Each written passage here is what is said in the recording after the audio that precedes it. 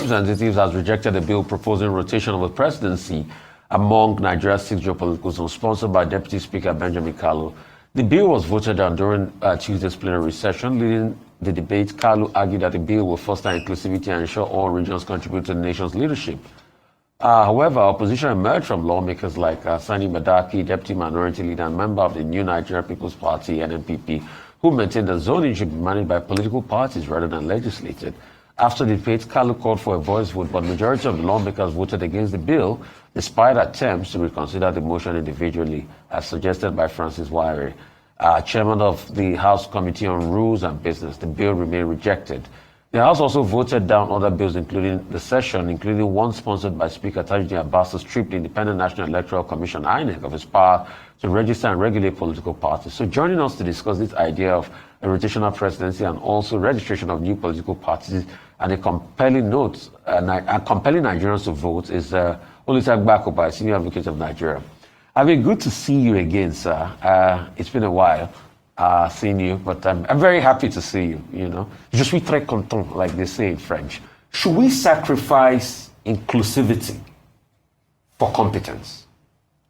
Or should we sacrifice competence for inclusivity?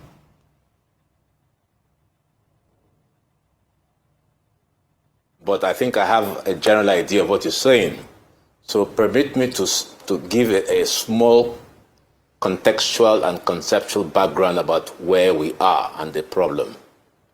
I think that the basic problem is that the Western democratic liberal model has failed Nigeria. As you know, we've worked on a new constitutional process for 25 years, since 2000, and nothing.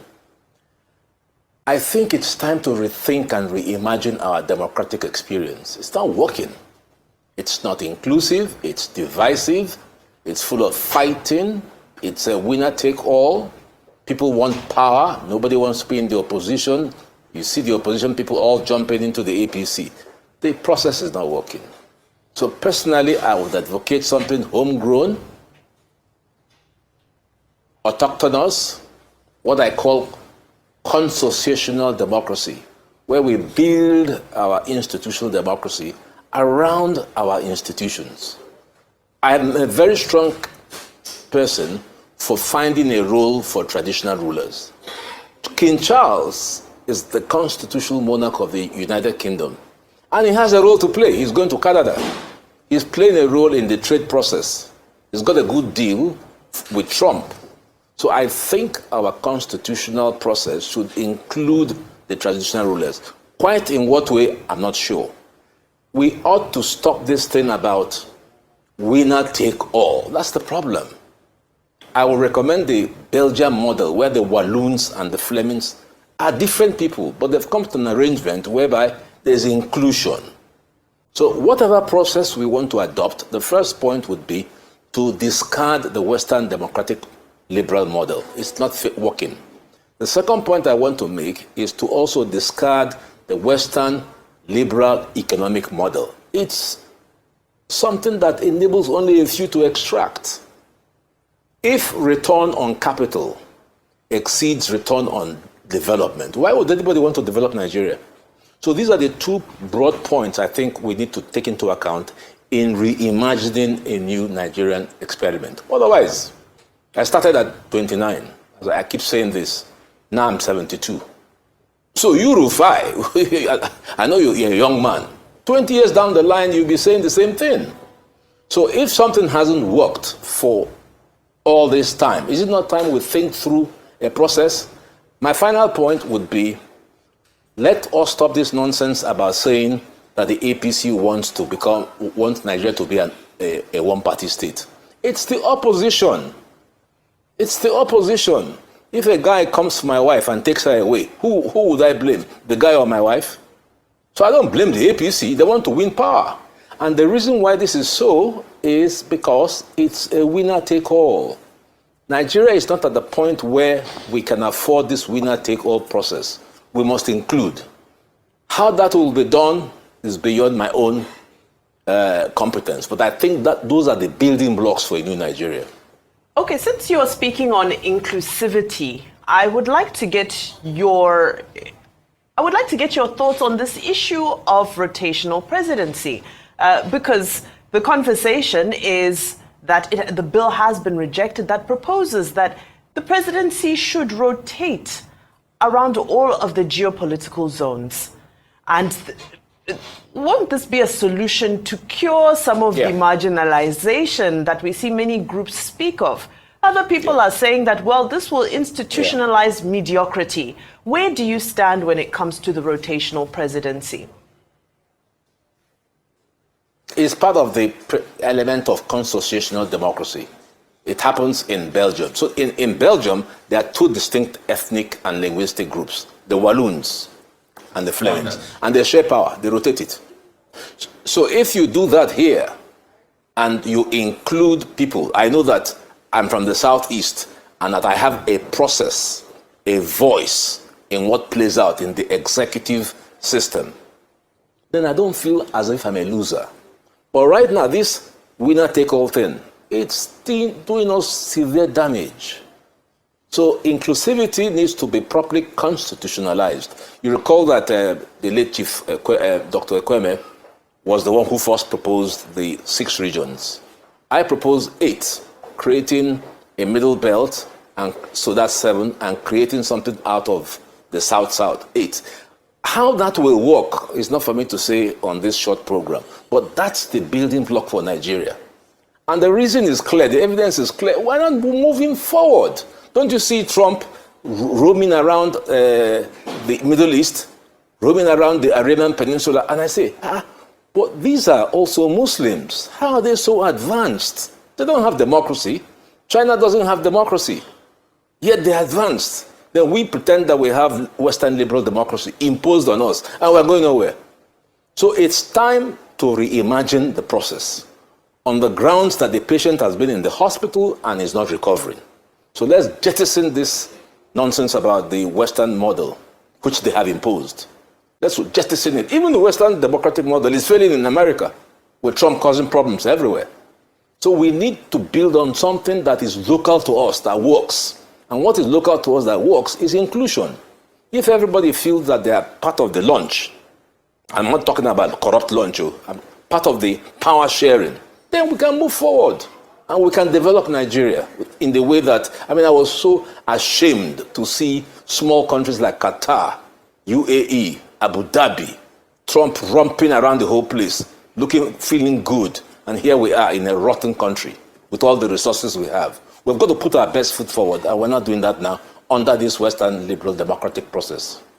Okay, looking at the state of democracy in Nigeria today, I think one component that we can also talk about is this concept of voting and voter apathy. That's why in the House of Representatives they're looking at making voting mandatory. What are your thoughts on there? Because I think that if we're looking at the reasons why people may be hesitant to vote, it could speak to your point about inclusivity or the lack thereof, or a democratic system that doesn't actually work. So what are your thoughts on making voting mandatory? Do you think that's something that Nigeria should be focusing on right now?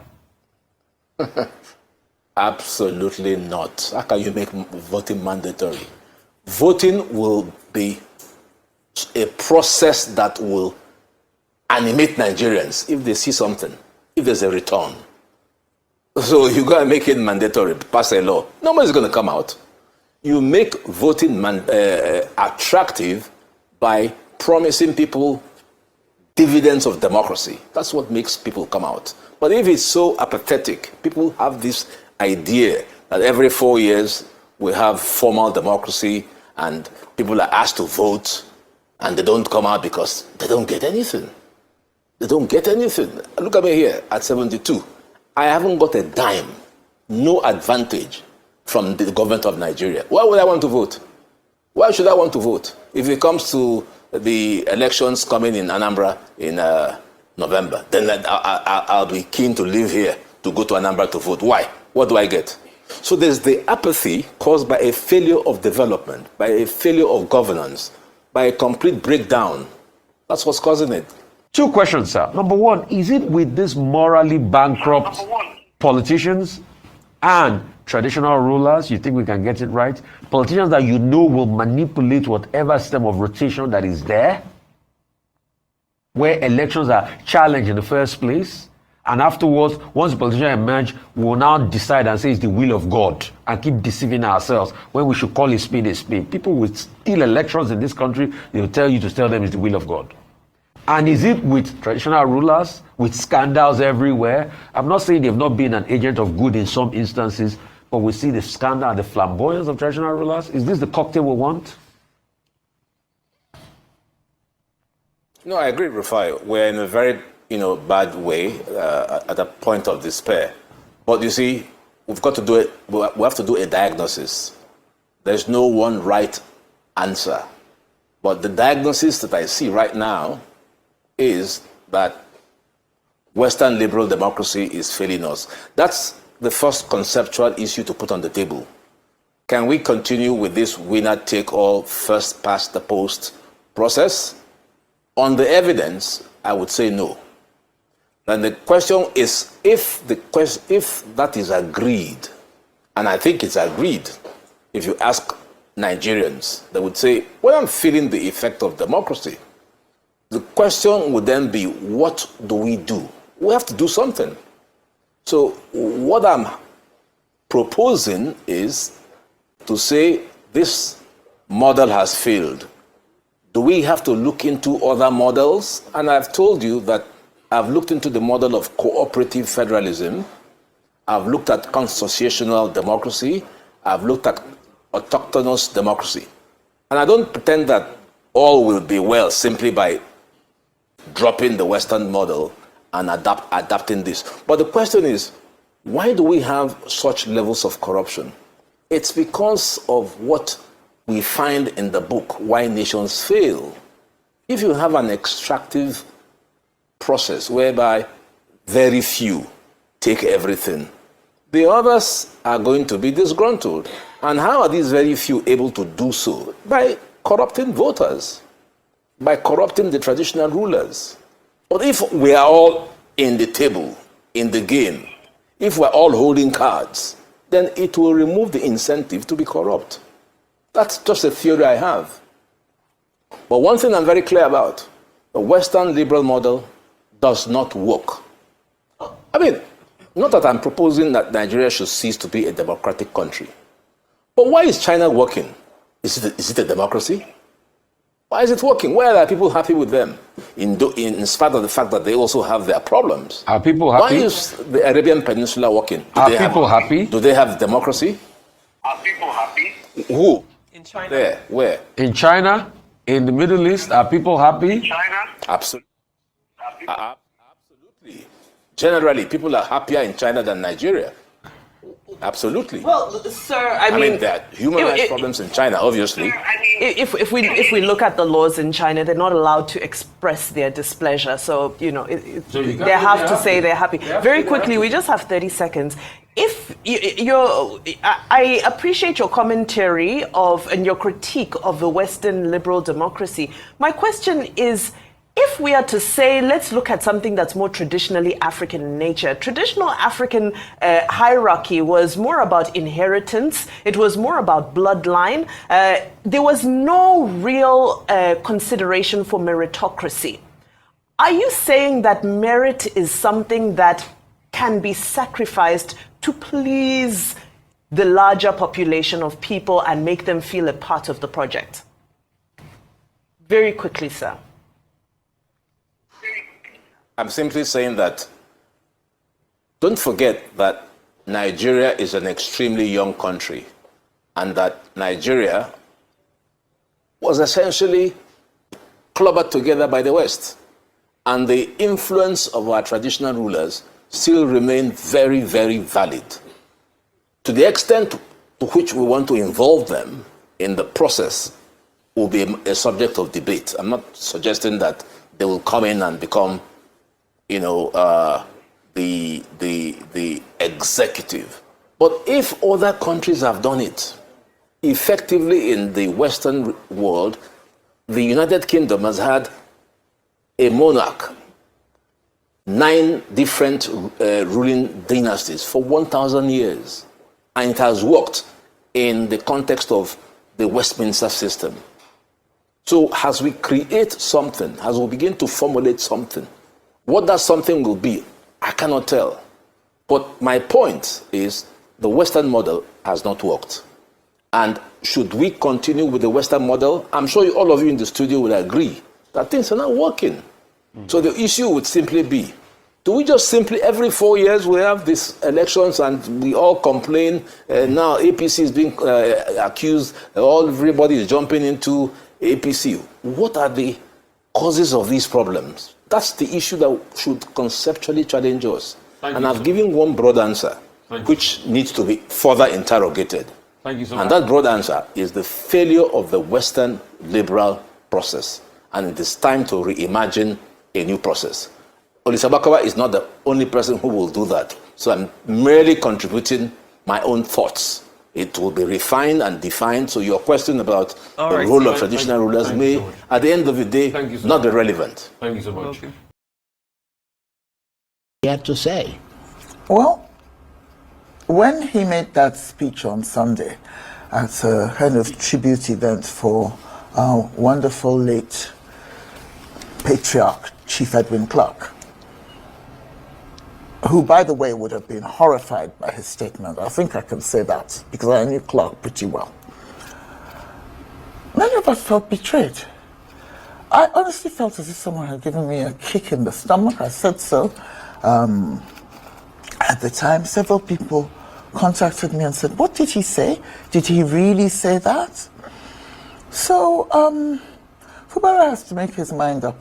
Since this problem started on March the 18th, he has maintained this sort of like dogged silence, apart from once telling us on Easter Sunday to ally with President Tinubu's renewed hope agenda, which is not what you expect to hear from a PDP governor. Indeed. Who is being attacked by President Tinubu. Because let's not make any mistake about it. He's been pretty well sacked. His posters have been ripped off billboards, and our resources have been hijacked. So, okay, so he made one statement on Easter Sunday, which made a lot of us very angry. And then he made another statement last Sunday, which made a lot of us feel very betrayed. I have subsequently spoken to, I've only met Sim Fubara once. And, he seemed like a perfectly pleasant man. But I know people who know him very well. And a lot of them have been pleading on his behalf, because I've been going ballistic all week, because I set up this organization called Rescue Rivers. So we have our WhatsApp group, and then, we also have other groups around Niger Delta people, Rivers people, and even some Yoruba people from Tinubu's political heartland are very opposed to the state of emergency and, all the nonsense that's going on in Rivers State. So, we've all been exchanging opinions, and Fubara's fans, I call them, are saying, please forgive him.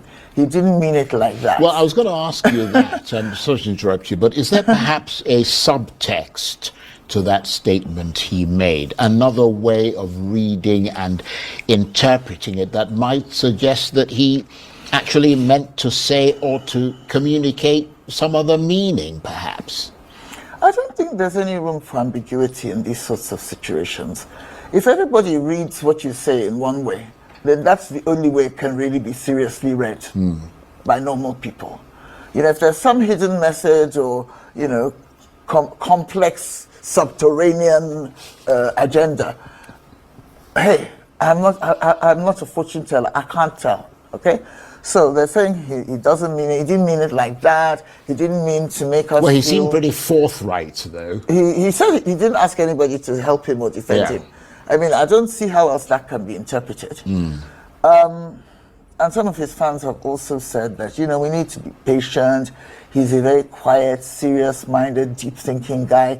He's not like firebrands like me, who go around talking anyhow and expressing our opinions. But I just say, well, you're either a leader or you're not. If you want to be a nice, quiet, private citizen who keeps his thoughts to himself, and if you can't articulate yourself well in public, then you have no business being leader of any any significant organization. Never mind the government of the biggest, the capital of the Niger Delta. That's an important point. And I understand a lot of his supporters, including yourself, have now sort of thrown down the gauntlet and are calling on him to fight back convincingly and without equivocation, or resign and be done with it. And you're one of those. Oh, definitely. Look, I never wanted Fubara to be governor in the first place. But, you know, he was inflicted on us by Wike, his predecessor, with whom he has now quarreled. And, you know, some of us were gracious enough to say, okay, so he's the governor now. And when he was disgraced, we said to Wike and Tinubu, I mean, I've signed an open letter to the president saying, you can't, don't treat us and him like that, you know? So... Well, he's clearly not listening, is he? Well, I don't think Tinubu really cares what anyone thinks. His main focus is 2027, from what I can gather. We'll talk about that later, because it's really, really disturbing that someone who's halfway through his term is more fixated on what's happening in a couple of years' time than in what's going on around him. Although now. we haven't seen that from him, though. We've seen that from a lot of people who purport to support him, but we haven't seen him coming out overtly about 2027, have we? Well, we're all heads of one household or organization or department or the other. I mean, you know, the people who work here in Arise News are not going to run out and start saying things that you and Dundukai or your owner don't agree with in public.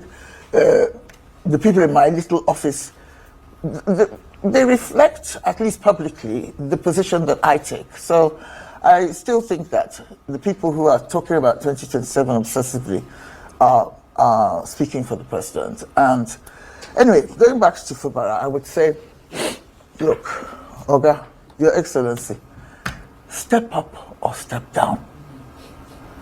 You have a very, very competent deputy. I know her, Ngozi Odu. If you don't want this job, give it to Ngozi.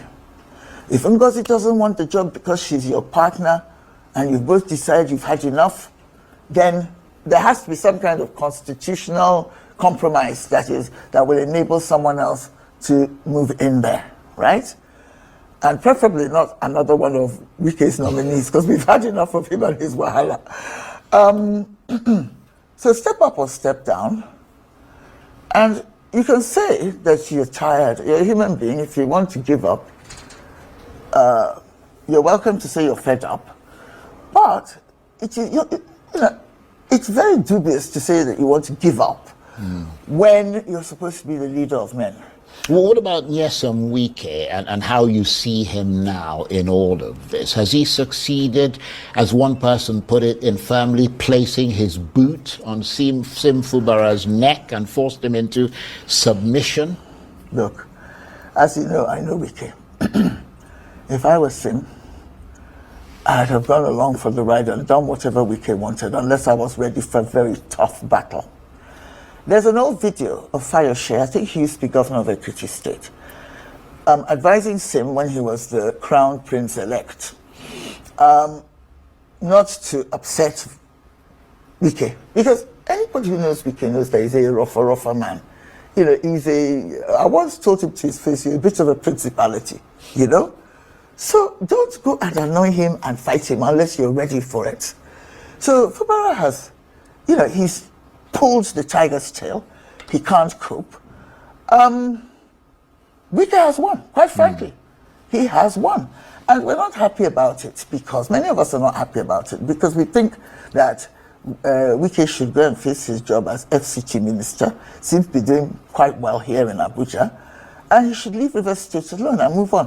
When he was governor, and Amici, his predecessor, was harassing him, trying to use federal might against him, he didn't like it. And people like me supported him. At least I'm consistent. I was much closer to Amici before than I was to Wike. I told Amici, just leave this boy alone. You know, he's the governor now, let him be. Whether you like him, you don't like him, nobody cares. Stop creating drama, stop creating tension and crisis. Because Rivers State is the loser at the end of the day. Yeah. Because what you really want in any state, since every state has a governor and a minister, the ideal scenario is for the governor and minister to work together to better the state even if they don't belong to the same party. The selfish lack of patriotism that you see in Rivers State governors just is sickening. You know, each one wants to destroy his predecessor instead of thinking of ways to work with his predecessor. And I have to say, it seems to be a particularly unique Rivers State problem, because in other states, okay, like take Akwa Ibom for example, Akpabio has had his issues with various people who followed him. I've never seen Akpabio going out of his way to generate so much crisis in Uyo and the environs that Akwa Ibom grinds to a halt and a state of emergency becomes necessary. You know, are you the only person who is having problems with his godson? Nobody cares. So honestly, Wike should.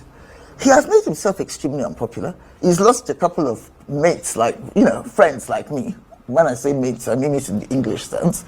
And I wouldn't suggest that, you know, I'm on the same level as a Nigerian governor who's like a prince, you know, a king, an emperor. So I'm just saying that Fubara has lost. But you know what? They just say that you can lose a battle and come back to fight another day. You know, if Fubara plays his cards right and his body language changes and his utterances change, he can actually beat Wike, you know. Well, I mean, there's still a shot, isn't there? Yeah. Because you've got the challenge from the PDP governors who mounted a challenge in the Supreme Court against his suspension. If that turns out to be in his favor, it could give him the kind of, you know, the strength and the impetus to kind of return a bit stronger, couldn't it? And he doesn't just have the possibility of legal remedies. He also has the possibility of mass rebellion. Now, when you say mass rebellion, in a fake democracy like Nigeria, they will try and arrest you because they will say that you're inciting people to throw bombs and commit terrorist acts. No. There's all kinds of rebellion. There's passive rebellion. There's people going on strike. I believe, having done some research, that Same is much more popular than Wike. So if he mobilizes the Rivers people to stand behind him and say, no. Yeah, but he enough said is he enough. doesn't want anybody supporting Well, him. then, if he doesn't want it, he That's should the bugger point. off. Yeah. Well, on that note, let's move on to another topic. Since we mentioned sort of we're into the subject of the PDP now. Let's talk about the welter of defections and how you see all that. Funnily enough, the PDP problem is also triggered by the very same principality who is causing the problem in Rivers State. One barrister, Nyesom Wike. He is a very, very critical part of this problem that PDP is having. Atiku is partly to blame for it, because you might recall that Atiku refused to replace the Northern Party chairman with a Southerner when Wike and co requested it, and then he walked off with 5 governors.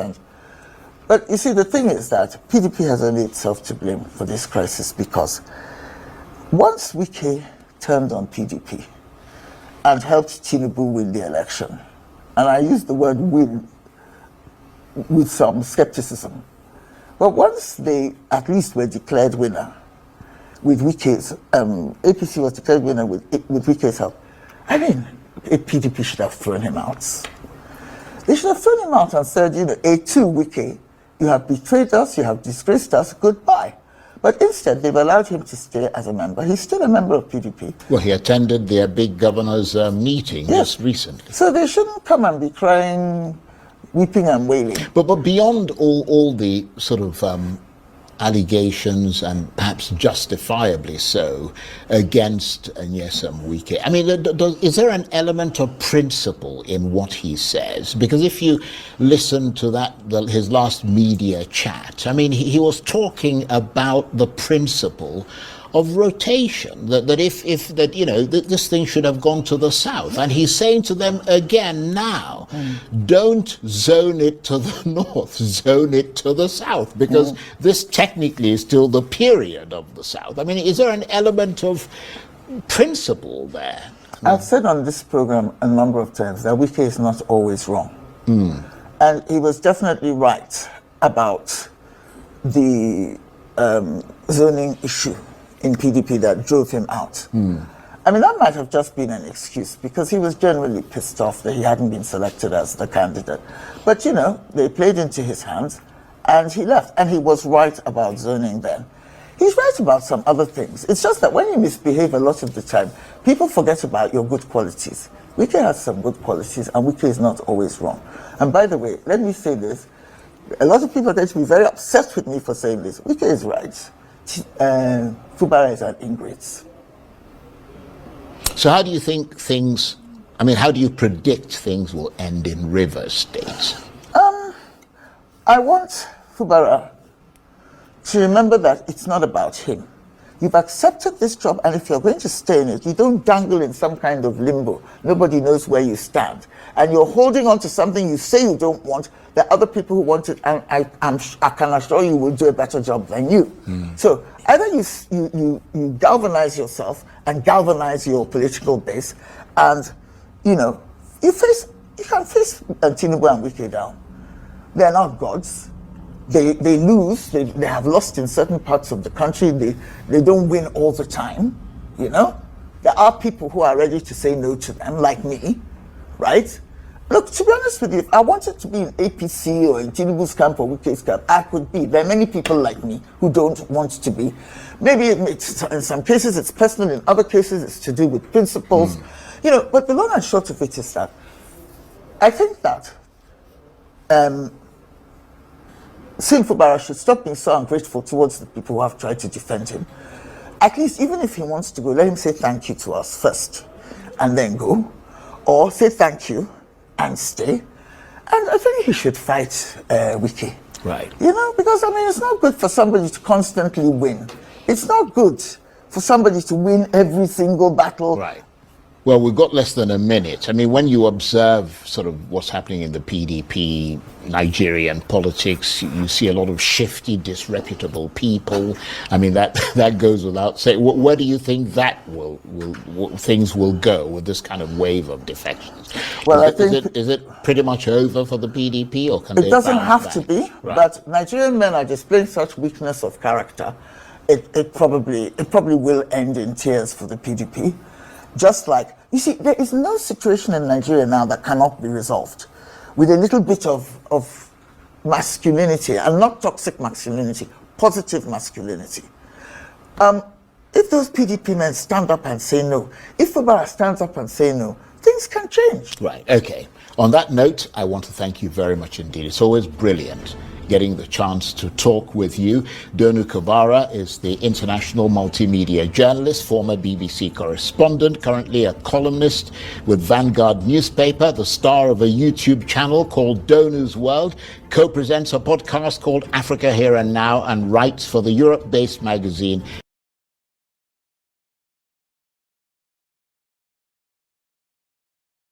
of his staff. The state government organizes training programs abroad for them. While the commissioner lamented that some of the staff used the opportunity to elope and refused to return.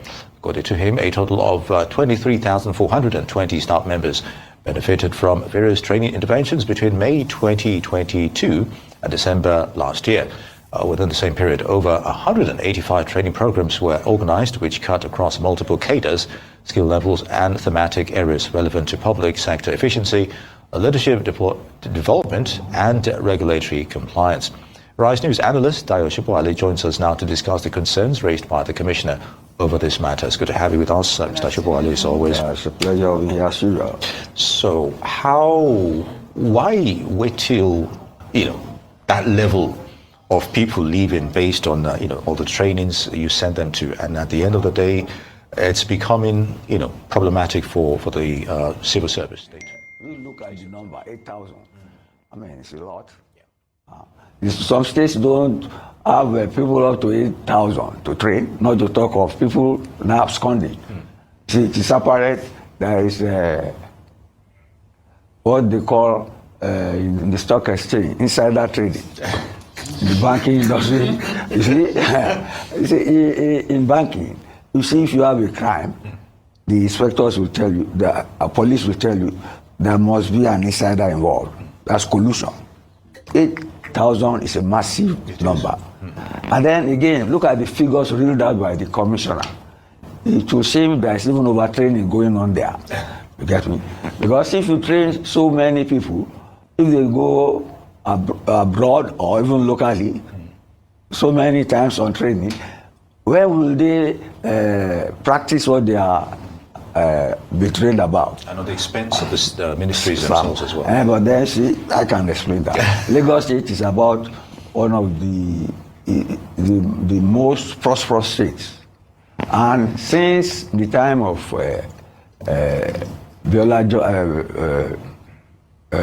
Johnson, the first military governor, yes, and Jakande, they've been very much interested in training their staff along, the line of the Western Region Public Service under Chief Obafemi Awolowo. So it's a very, very prosperous state. In fact, you see, even more prosperous than the federal government. When I was starting work, I started at the Federal Ministry of Establishment. Okay. Well, I didn't want to work in any state, so I thought it was beneath us.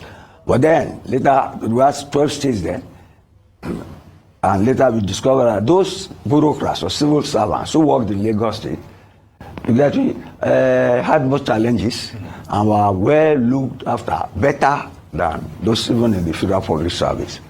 So this issue is one that the commissioner should look inside. You see, some generals, when they had a meeting, their boss told them, you have seen the enemy and the enemy is us. There is insider collusion in this matter. And then, you see, you want to wonder how to be solved. I would love, my initial take is that they should look inwards. And they will have problems there. Because Lagos is a state where people value education seriously. So going abroad is important to them. But going abroad and not coming back is criminal. It is illegal. And they should find a way to track that down. Let's leave it at that. Also, Mr. Shubha, your points about insider collusion, duly noted, and what you mentioned about not returning is criminal. Right. But going off of what Niyi raised earlier, why the fact that it was allowed to persist, because they say what you permit will persist.